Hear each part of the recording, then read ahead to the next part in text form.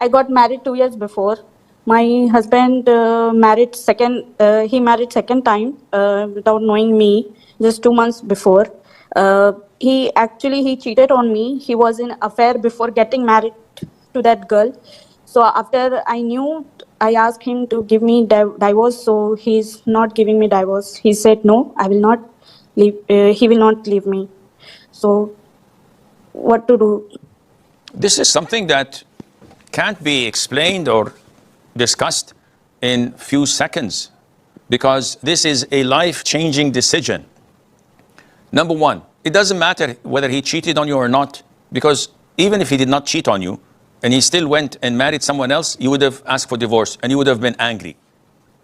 Number two, if he did not marry and he continues to go and have a girlfriend in secret and you know about this, would you be happy, or would you ask him to marry her? The vast majority of Muslim women, they would say, no, we're happy.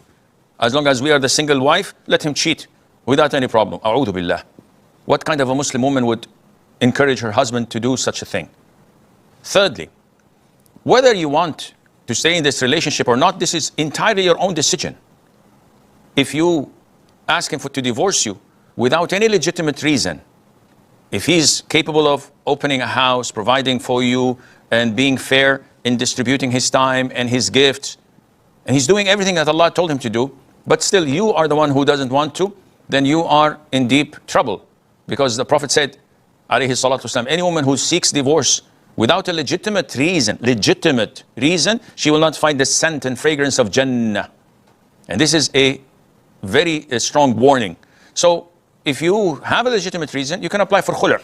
Go to the court and file a case against him, pay him the mahar back, and get your freedom.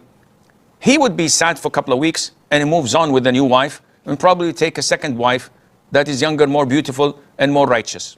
Life goes on. It's not going to stop. You, on the other hand, may find a big problem in 3 to 6 months' time when you're all alone and nobody's proposing, and maybe you don't have any financial means to take care of you, and then you start to regret and say, whoops, what have I done?